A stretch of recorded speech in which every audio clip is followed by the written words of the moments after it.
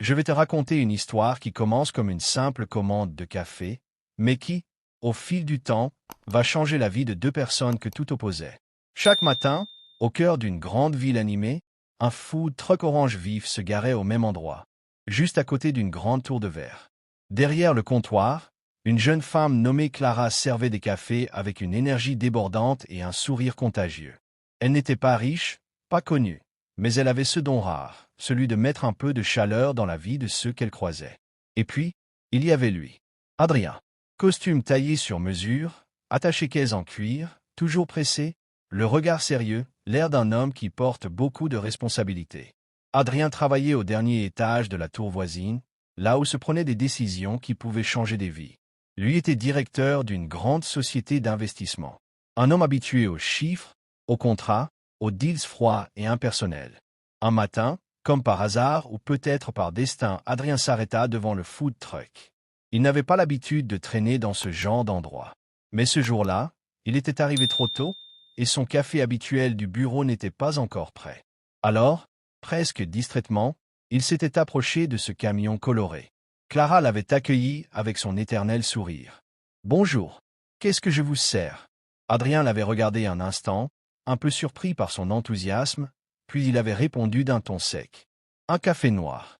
Simple, sans sucre. » Quelques minutes plus tard, il tenait dans ses mains un gobelet en carton chaud. Clara lui avait tendu avec une légèreté désarmante. « Voilà, monsieur costume-cravate. Attention, c'est brûlant, comme la vie. » Adrien avait à peine esquissé un sourire, mais au fond, cette petite phrase l'avait marqué. Le lendemain, il revint, puis le jour suivant encore. Petit à petit, sans vraiment s'en rendre compte, Adrien s'était mis à attendre ce moment du matin. Clara n'était pas qu'une serveuse, elle avait ce talent de transformer chaque café en une dose de bonne humeur. Elle posait des questions, faisait des blagues, partageait des anecdotes. Et Adrien, lui, commençait à répondre. Un matin, Clara lui demanda. « Dites-moi, monsieur sérieux, pourquoi vous faites toujours cette tête comme si le monde allait s'écrouler ?» Adrien avait soupiré. « Parce que parfois, il s'écroule vraiment. J'ai 1000 personnes qui dépendent de mes décisions. Et je n'ai pas le droit à l'erreur. » Clara avait hoché la tête, puis elle avait répondu doucement. « Vous savez, je n'ai pas 1000 personnes qui dépendent de moi. Juste moi-même. Et pourtant, croyez-moi, chaque jour est une bataille. Mais tant que je peux garder le sourire, le monde n'est pas si lourd. » Adrien avait été frappé par ces mots. Voilà une jeune femme qui vivait dans un camion de cuisine, probablement avec peu de moyens. Et pourtant, elle avait trouvé un équilibre qu'il n'avait jamais connu. Les jours passaient. Une complicité étrange s'installait entre eux. Adrien, qui ne parlait jamais de lui, commençait à se confier. Clara, qui paraissait insouciante, cachait aussi ses blessures. Elle avait monté ce food truck seule, après avoir perdu ses parents et abandonné ses études pour survivre.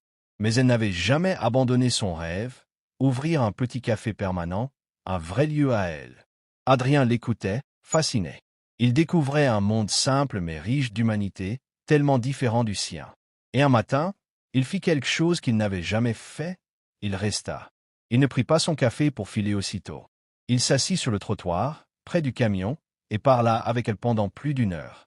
Clara, étonnée, avait fini par rire. « Attention, monsieur Costume, si vous restez trop longtemps ici, vous allez perdre votre image de grand patron inaccessible. » Mais Adrien s'en moquait. Pour la première fois depuis longtemps, il se sentait libre. Un soir, après une longue journée, Adrien revint au camion. Clara rangeait ses affaires. Elle avait l'air fatiguée, mais toujours souriante. Adrien l'aida à porter quelques caisses. Et là, il vit l'envers du décor. Les dettes, la paperasse, la peur que son food truck soit saisi. Clara se battait seule, et elle ne voulait jamais le montrer aux clients. Adrien, touché, resta silencieux un long moment. Puis il dit doucement, « Clara, laissez-moi vous aider. » Elle secoua la tête avec fermeté. « Non, ce n'est pas la pitié que je veux. Si je réussis, ce sera avec mes propres mains. » Adrien respecta sa volonté, mais il n'abandonna pas l'idée. Dans son bureau, au dernier étage, il commença à réfléchir différemment. Et quelques semaines plus tard, Clara reçut une lettre. Une invitation. Elle se retrouva, intimidée, devant les portes immenses d'un restaurant chic où Adrien l'attendait. Ce n'était pas un rendez-vous galant. Non, Adrien avait invité plusieurs investisseurs. Et au centre de la table, il avait mis Clara. Il la présenta non pas comme une simple vendeuse de café, mais comme une entrepreneuse courageuse, une femme qui avait une vision, un projet, un rêve. Clara, bouleversée, parla avec passion de son futur café. De ce lieu où les gens viendraient non seulement boire du café, mais aussi retrouver un peu de chaleur humaine. Les investisseurs furent touchés. Et ce soir-là, sans qu'elle ne s'y attende, Clara obtint les financements nécessaires pour ouvrir son café. Des mois plus tard, une nouvelle enseigne s'éleva au coin d'une rue. Le sourire de Clara. Un café lumineux, chaleureux, rempli de rires et d'histoires. Adrien, en costume, venait souvent s'asseoir à une table discrète, mais cette fois, il n'était plus le même. Il n'était plus seulement le patron sérieux. Il était devenu un homme capable de sourire. Et Clara, derrière son comptoir, le regardait toujours avec ce même éclat malicieux. Car au fond, tout avait commencé par une tasse de café. Le café et le sourire de Clara devinrent rapidement un petit lieu incontournable du quartier. Dès le premier jour, les habitants affluèrent, curieux de découvrir ce nouvel endroit chaleureux. Les tables en bois clair, les guirlandes lumineuses et les murs ornés de photos en noir et blanc créaient une atmosphère intime, comme si chaque client entrait chez un ami. Clara accueillait chacun avec ce même sourire qui avait conquis Adrien. Elle se souvenait encore du temps où elle servait des cafés dans son vieux camion orange, et parfois, quand un client lui demandait pourquoi son café s'appelait ainsi, elle répondait en riant. Parce que le sourire, c'est l'ingrédient secret que je mets dans chaque tasse.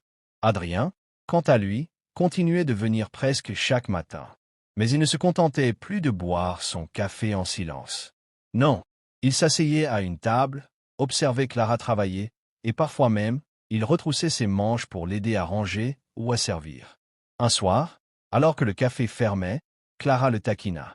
Franchement, monsieur Costume, si vos collègues vous voyaient faire la plonge ici, ils tomberaient de leur chaise. Adrien éclata de rire, chose qu'il faisait de plus en plus souvent depuis quelques mois. Peut-être, mais je crois que je préfère être ici que dans mon bureau en haut de ma tour de verre. Clara le fixa un instant, intriguée. Vous êtes sérieux? Tout à fait. Là-haut, je signe des contrats, je manipule des chiffres. Mais ici, j'ai l'impression de vivre quelque chose de vrai. Ces mots touchèrent profondément Clara. Elle avait toujours pensé qu'Adrien était enfermé dans un monde inaccessible, mais petit à petit, elle découvrait un homme sensible, fatigué de la superficialité qui l'entourait. Les semaines passèrent, et une complicité plus forte que jamais s'installa entre eux. Adrien commença même à changer certaines choses dans sa vie professionnelle. Inspiré par Clara, il décida de réorienter certains de ses investissements vers des projets humains, des petites entreprises locales, des associations, des jeunes entrepreneurs sans moyens. Un matin, Clara, émue, lui dit « Vous savez quoi, Adrien? Vous n'êtes plus Monsieur Costume. Vous êtes juste Adrien. Et ça vous va beaucoup mieux. » Adrien resta silencieux quelques secondes, puis répondit doucement « Et vous, Clara, vous n'êtes pas juste une serveuse de café. Vous êtes celle qui m'a rappelé ce que ça veut dire, d'être vivant. » Clara sentit ses joues s'empourprer.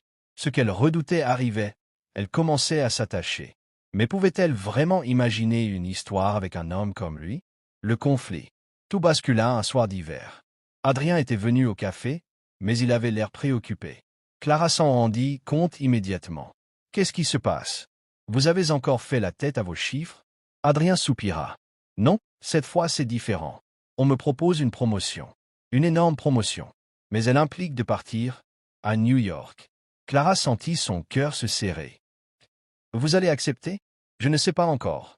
Professionnellement, ce serait une opportunité unique. » Mais, il s'interrompit, cherchant ses mots. Clara termina la phrase à sa place. « Mais ça voudrait dire, laissez tout ça derrière vous. » Le silence pesa entre eux. Adrien avait les yeux rivés sur sa tasse de café, comme s'il espérait y trouver une réponse. Clara, elle, continua de sourire comme toujours, mais au fond, elle était bouleversée. Cette nuit-là, elle ne trouva pas le sommeil. Elle se demanda si elle devait lui avouer ce qu'elle ressentait. Mais la peur l'en empêcha. Après tout, qui était-elle pour retenir un homme comme lui? Le choix. Quelques jours plus tard, Adrien passa de nouveau au café. Cette fois, il était décidé. « Clara, j'ai pris ma décision. » Clara sentit son cœur battre à tout rompre. Elle fit semblant de plaisanter. « Alors, vous partez conquérir l'Amérique? » Adrien la fixa droit dans les yeux et dit « Non, j'ai décidé de rester. » Clara resta bouche bée. Mais, pourquoi? Adrien esquissa un sourire rare, sincère. Parce que j'ai enfin compris ce qui compte vraiment. Et ce n'est pas une promotion, ni plus d'argent. Ce qui compte, c'est de me réveiller le matin et de savoir que je peux venir ici, boire un café préparé par vous, et avoir l'impression que ma journée a déjà un sens. Les yeux de Clara s'embuèrent. Elle n'avait jamais entendu quelque chose d'aussi simple, mais d'aussi profond. Adrien ajouta doucement. Clara, je ne veux pas seulement être votre client. Je veux être bien plus que ça, si vous me le permettez. Clara resta figée, incapable de parler. Puis enfin, dans un souffle, elle répondit. Alors ne bougez plus jamais de ma vie, monsieur Costume. Épilogue. Les mois passèrent. Le café et le sourire de Clara prospéra encore plus, grâce à la fidélité des habitants et à la réputation grandissante qu'il s'était faite. Mais plus encore que le succès, ce qui comptait, c'était l'amour sincère qui avait fleuri entre Clara et Adrien. On les voyait souvent, le matin, préparer les tables ensemble. Lui, en chemise mais sans cravate, débarrassé de ses armures. Elle, toujours souriante, mais plus épanouie que jamais. Et chaque fois qu'un client commandait un simple café, Clara se souvenait que parfois, ce sont les gestes les plus simples qui écrivent les plus belles histoires. Parce qu'après tout, un simple café avait suffi à changer de vie.